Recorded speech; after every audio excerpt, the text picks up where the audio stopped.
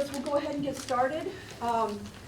My name's Heather Paul. I am State Farm spokesperson and national media coordinator out of our corporate office in Illinois. And I also, for the last 12 years, have had the honor and privilege of being the national coordinator for the State Farm Arson Dog program. So, you know, this week that I spend down here with the training class is always kind of like a vacation. It's like winning the lottery, really, at State Farm.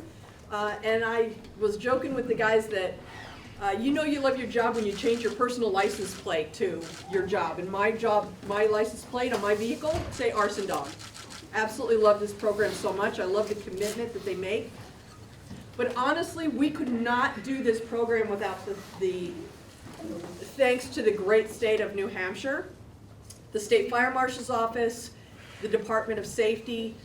When we lost our training facility location in Maine 7 years ago, we were kind of at a loss of where we would be able to continue our training. And this is one of two certified programs in North America, the other being ATF. So it was critical that we find a location to do our training. And thankfully, because of the strong relationship we have with the state of New Hampshire, as well as the New Hampshire Fire Marshal's Office, we were able to utilize this training facility, and this has been our vacation home. Our primary home is Maine, because all of these teams are certified according to the Maine State Police and Maine Criminal Justice Academy standard.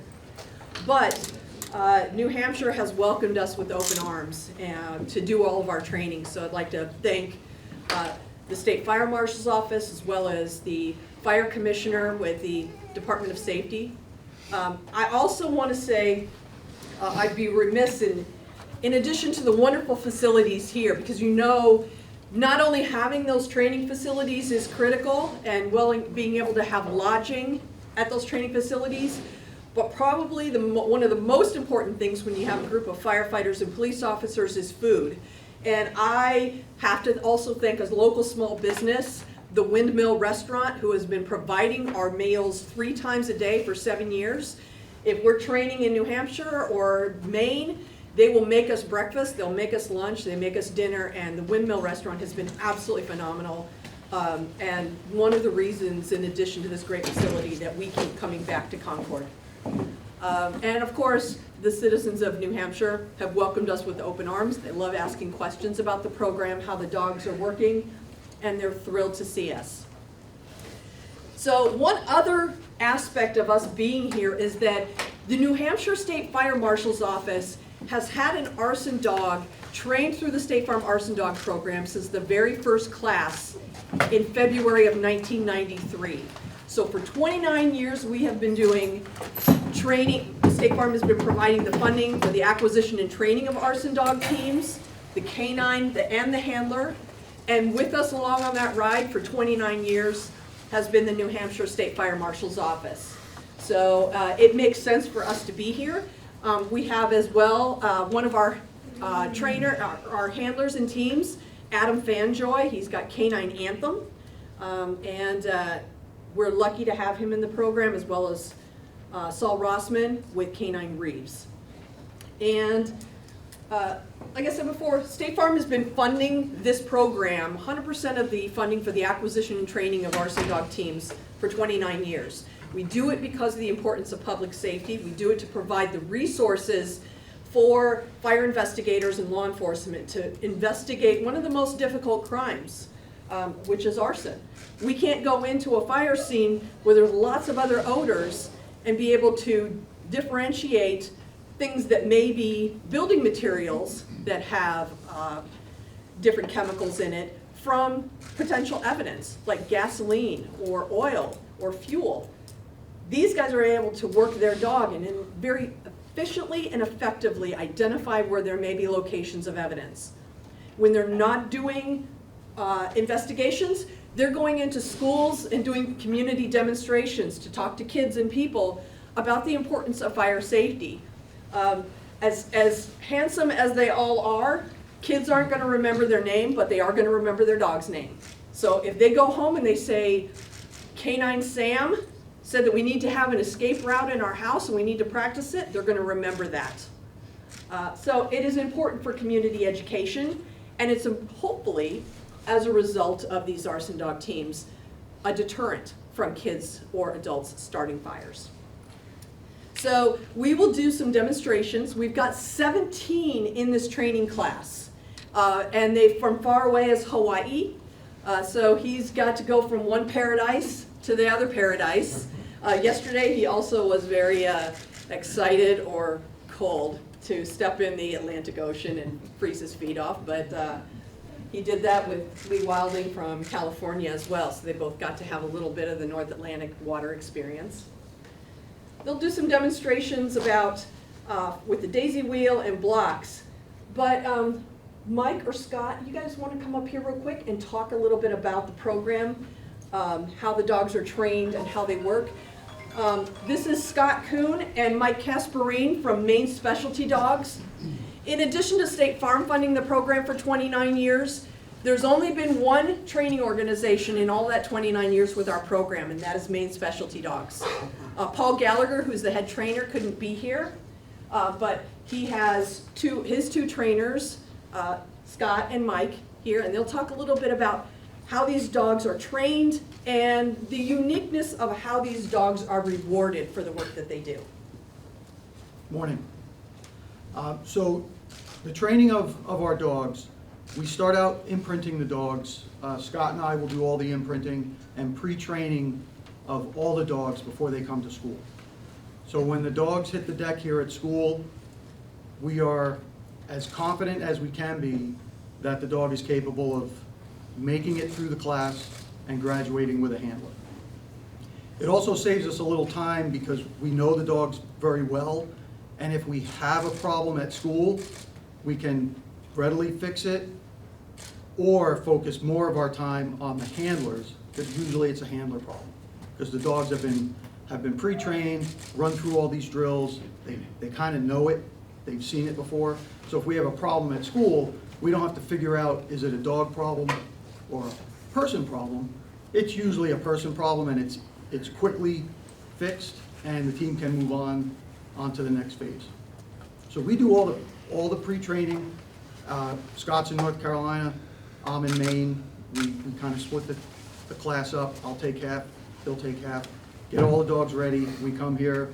We then assign the dogs to individual handlers, and we go from there. The dogs see everything they're going to see in school with their handlers, with us ahead of time. They're imprinted. They've experienced scent discrimination, which we'll have Scott talk to you about in a minute.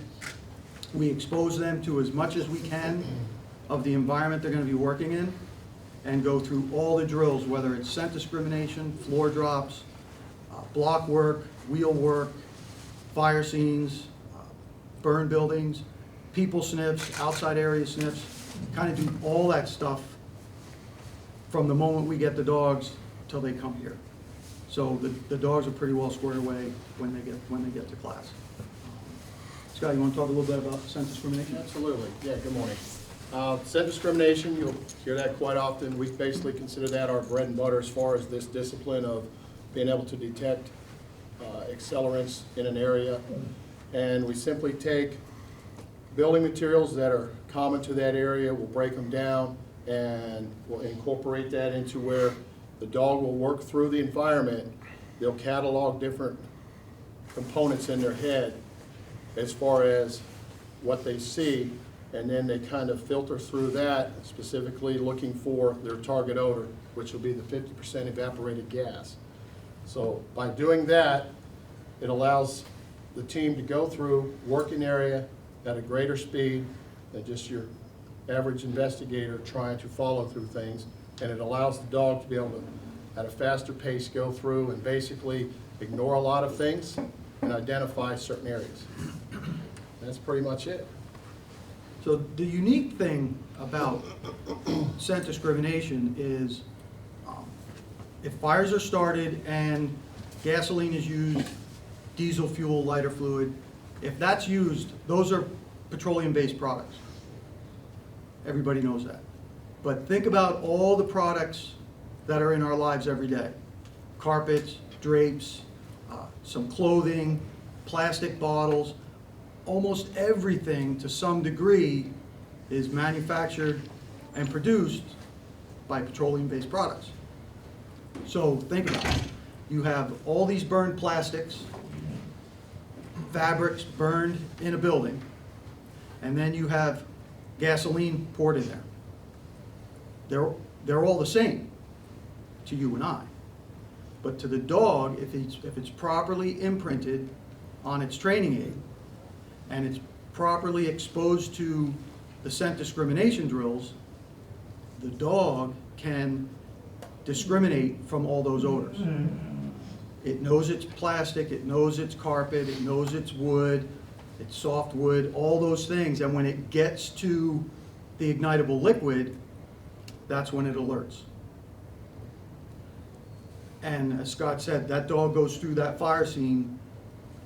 A dog can cover a fire scene in minutes, where it would take a human investigator sometimes days, and dozens of samples being sent to the lab that may or may not come back positive.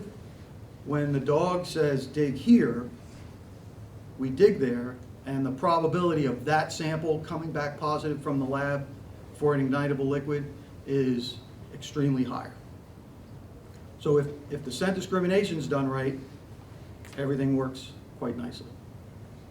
So what's also unique about this program is when you see the dogs work, you're going to notice two things on how the dogs are rewarded. So you may know law enforcement canines that are, whether they're apprehension dogs or explosive detection, they're often referred to as play reward dogs. They get a Kong toy or a tug toy when they find what they're supposed to do, when they complete their task. These dogs are food reward dogs, which means that they only eat out of the hand of their handler when they're training or working, every single day, multiple times a day. So they don't eat out of a dog food bowl until they retire. Now imagine if you or I are coming home tired one day and we feel like, I just want to put a bowl of dog food down and go take a nap. These guys can't. They still have to do training drills to feed their dog. So the commitment that it takes to do this program is extraordinary.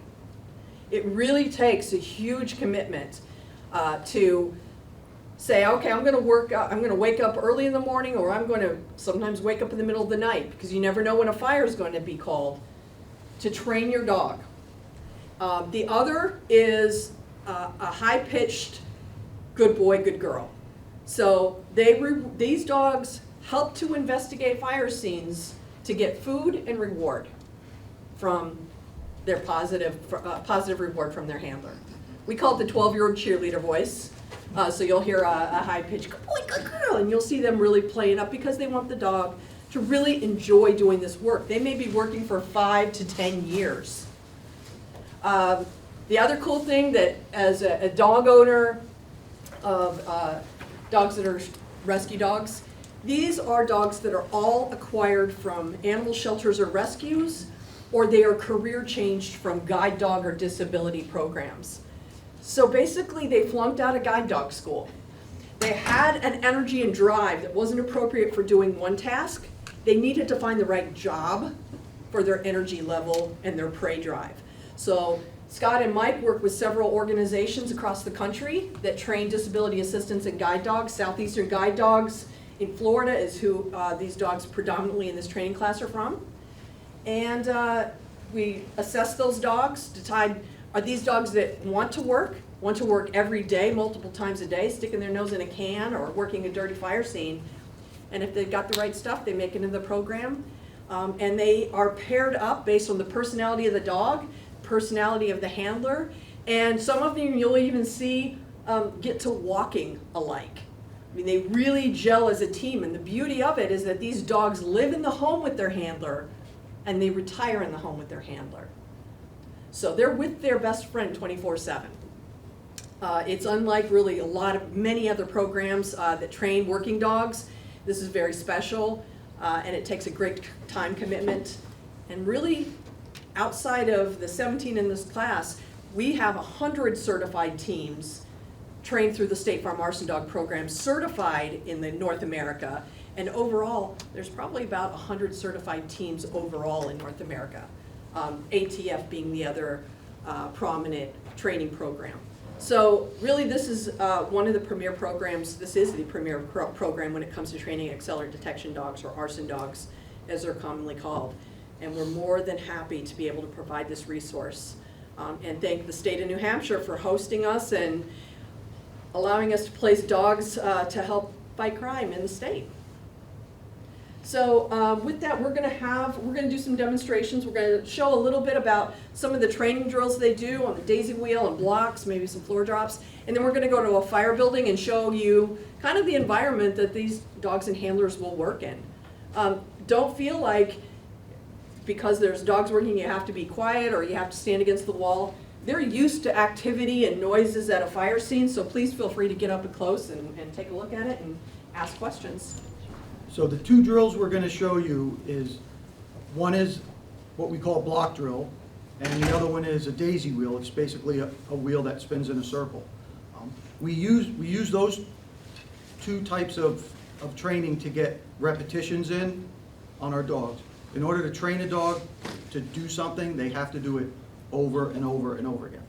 And by using the blocks, we can put our scent discrimination items in each hole in the block and run our dog along it. And when the dog gets to its training aid, the 50%, the dog will come into what we call a sit position where it gets rewarded. Same thing on the wheel. The wheel's a little easier because we don't have to move the cans around from different holes to try to trick the dog. We just spin the wheel. And in each can is our scent discrimination material: burned wood, burned carpet, burned paper, burned plastic, and somewhere in there, there's a can that has a couple or more of each of those items in there. That simulates a fire scene. So we take those materials, burn them, it off-gases, the dog can smell that, and when it's done properly, the dog learns to disregard the burned paper, the burned plastic, the burned carpet, and when it gets to its training odor, give us an alert. So we have the blocks and the wheel over there. We have the wheel set up right now, and we'll have one of our teams run through that. And you'll notice the dog checking each can, paper, plastic, wood. Dog just keeps going. When it gets to its 50%, the dog will come into a primary alert and will be fed by the handler. So if you want to move a little closer, So, yeah, you're welcome feel to come free on to over. do that. See, good boy, good boy, good boy, good boy, good boy. See, see, good boy, good boy, good boy, good boy, see. Seek, good boy, good boy, good boy, good boy.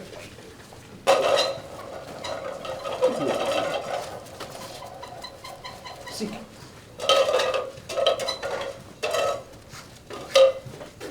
Seek, good boy, good boy, good boy, good boy. All right, run up. Good job, thank you. Good boy. That was K9 Lincoln. K9 Lincoln. And next we'll have K9 Kiki come up and run the same drill on blocks. We want to keep it fresh and different for the dogs. We don't want to just be stuck doing one drill constantly over and over and over again. We want to keep it fresh and interesting, so we mix it up with one of these two.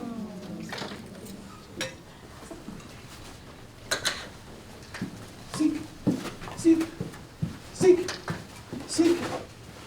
Oh, good girl. That's a good girl. Seek, seek.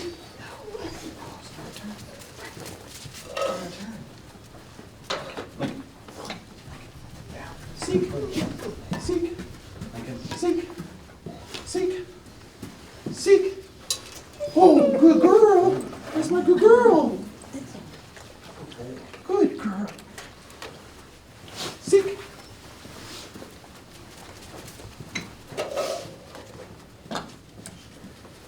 Seek. Seek. Seek. Seek.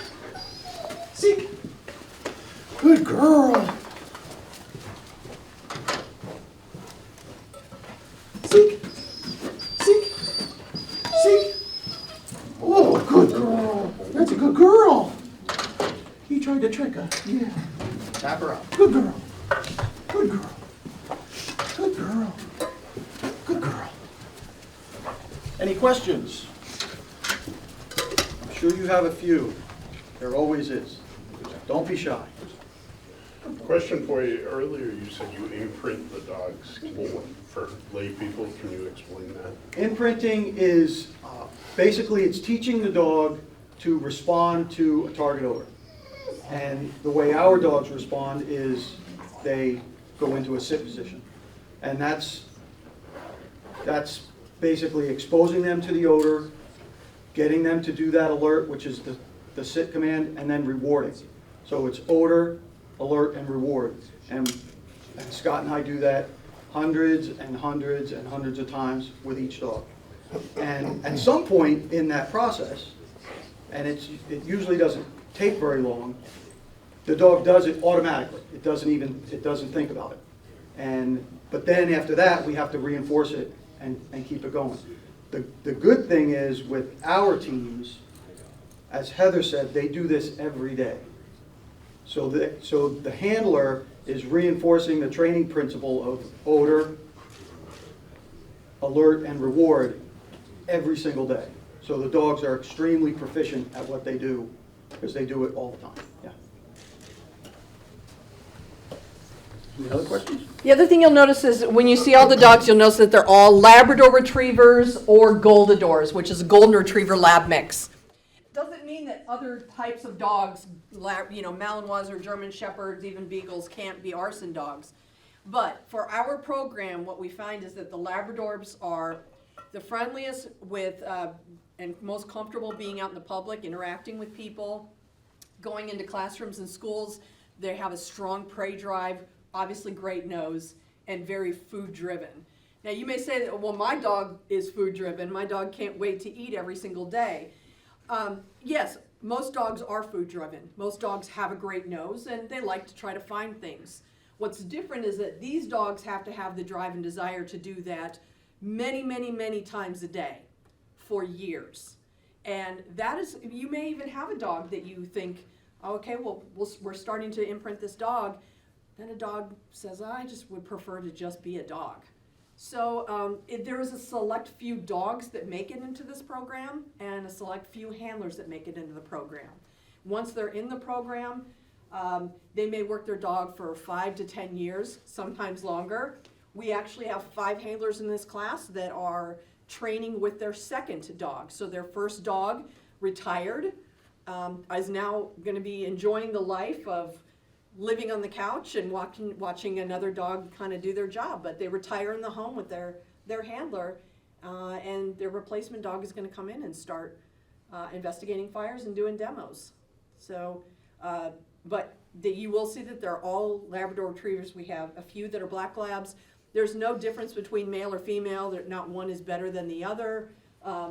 It purely comes down to the personality of the dog.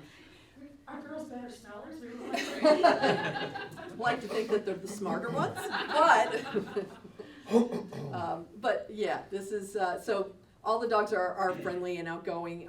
You can pet them. So even though they're a working dog, they're used to being interacted with and petted and touched, and actually they crave it. It's just more great reinforcement for them to love doing their job.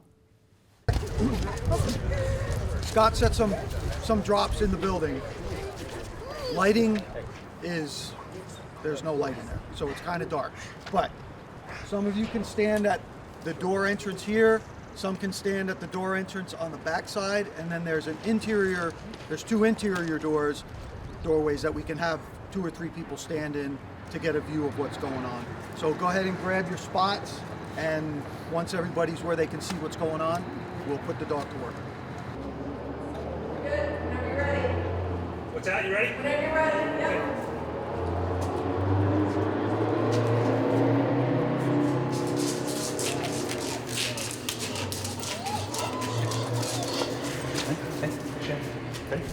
Seek.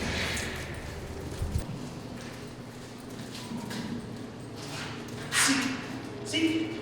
Girl.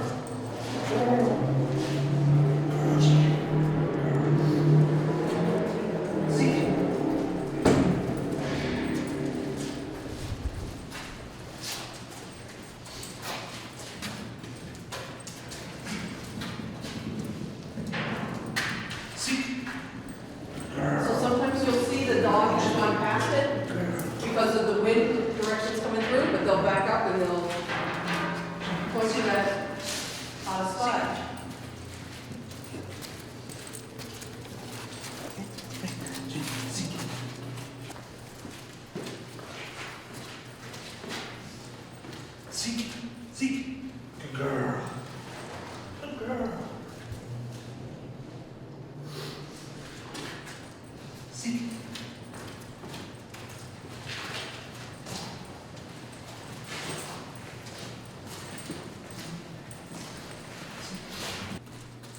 Room square. All right, good job. Got all that. So what you'll see is basically, we have a systematic approach to this. If this is the fire scene that they're gonna work, the handler's gonna leave the dog outside. They're gonna come in first, they're gonna do what we call a safety walkthrough without the dog. And they're specifically looking for areas that might be a hazard, chemical spills, exploding refrigerators, things like that. Anything that's gonna be a hazard that potentially could jeopardize the entire process of working that scene. Then they're gonna bring the dog in, they're gonna do a loose walkthrough with the dog. And that basically is to allow the dog to acclimate to this area because it's gonna be something totally new to them, all right? So you want them to fulfill all their curiosities of, okay, well, maybe there's a little stuffed animal laying in the corner that looks like a rabbit, or, you know, there might be something over here of interest. So we're gonna kind of give them their head, let them go through. They're going to acclimate to as much of this area as we will allow them to. At some point, the dog's gonna basically look at the handler and say, okay, I've fulfilled all my curiosities in here, now it's time for me to go to work. So the first time that they went through here, he's basically acclimating the dog to this room. They're specifically not looking for a target odor of gas or some type of ignited liquids. It is just acclimating them to it. If they find the gas in the process, that's a bonus, because then they can mark it and drop a marker and actually identify, this is where my dog gave me an alert. And then when they come back through, they're going to do that directed sniff, where you're going to basically work the entire room to cover as much area as you can in a faster amount of time than, say, 2 or 3 investigators coming through and combing through everything. So what they'll do is they'll mark where the dog is alerted, they'll put a marker down. Often, so they may have custom markers like Canine Sadie was here. More often than not, they actually use white State Farm golf tees. God knows how many white golf, because they show up really bright in a dark environment and they're inexpensive. So there's lots of white golf tees at fire scenes all across the country. Brandon, great friend. Right, but so they'll mark that, then they will have, if they're the fire investigator, or they'll work with a technician to take a sample of that location. Then, once they've collected the samples, they will then have their dog run through those samples to make sure they got the right spot. They may need to go through and they didn't dig up where the dog had alerted to closest, and then it's confirmed by a laboratory. So just because the dog alerted doesn't mean that it's arson. It needs to come back and determine if it was lamp oil fuel in a living room setting, maybe they had decorative lamps and it makes sense to be there. If it's gasoline and it's all the way in the living room and up the stairs, maybe that's a little sketchy. But yeah, so some dogs will pick up on the spots on their loose walkthrough, and others may look at it and go, hey, I'm gonna remember there's something, but I wanna see this thing. So every dog is a little bit different on how they work a scene. You want to have another? That's it for in here. That first we will work around the perimeter so we kind of have an idea of where our boundaries are. And then we will systematically clear this area using like a grid method, and we always work the dog into the wind. That way we give the dog full advantage of being able to go through it, and once it recognizes a target odor, the dog will work to that source, and then you'll get a primary alert of that dog, kind of like what you saw inside. All right, Canine Spencer is going to work this one.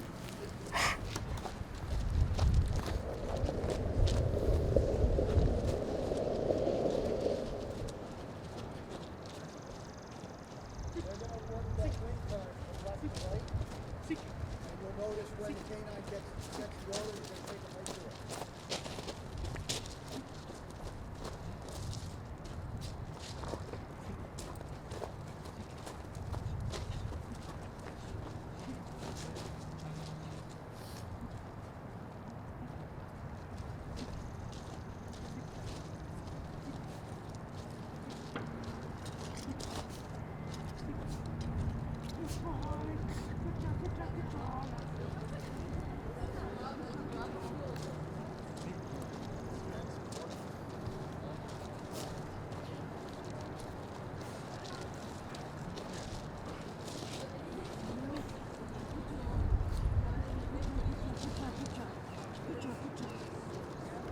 Quite often, the criminals that start fires will hang around and watch the results of their dirty deeds. And this resource, if deployed properly, can be brought to the scene of a fire, and the handler can work the crowd, because there's always a crowd watching a fire scene, correct? So that key can work the crowd. Again, it's a lab, unassuming. Everybody loves labs. They can deploy that dog in the crowd. The dog will work that crowd and can identify the person in that crowd that has leftover ignitable liquid on them. So we'll show you that now. So any volunteers to be in the lineup? Yeah. All right, step right up. Quite often, the criminals that start fires will hang around and watch the results of their dirty deeds. And this resource, if deployed properly, can be brought to the scene of a fire, and the handler can work the crowd, because there's always a crowd watching a fire scene, correct? So that key can work the crowd. Again, it's a lab, unassuming. Everybody loves labs. They can deploy that dog in the crowd. The dog will work that crowd and can identify the person in that crowd that has leftover ignitable liquid on them. So we'll show you that now. So any volunteers to be in the lineup? Yeah. All right, step right up.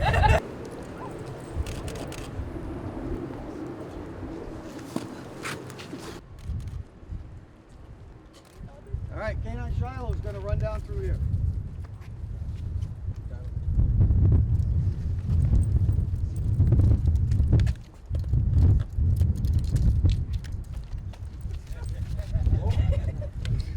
Sorry about that. No, you're good.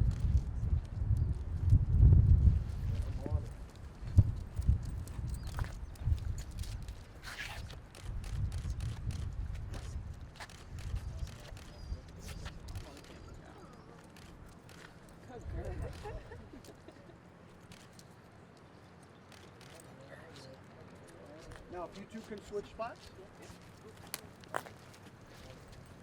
Questions? Yes, good. Awesome. That's it. That was awesome. Go and And get your, all the teams are out here, 17 dogs, handlers. Feel free to pick their brains, pat their dogs. In general, that's the demos we have. I'm sure it varies by state, but if they detect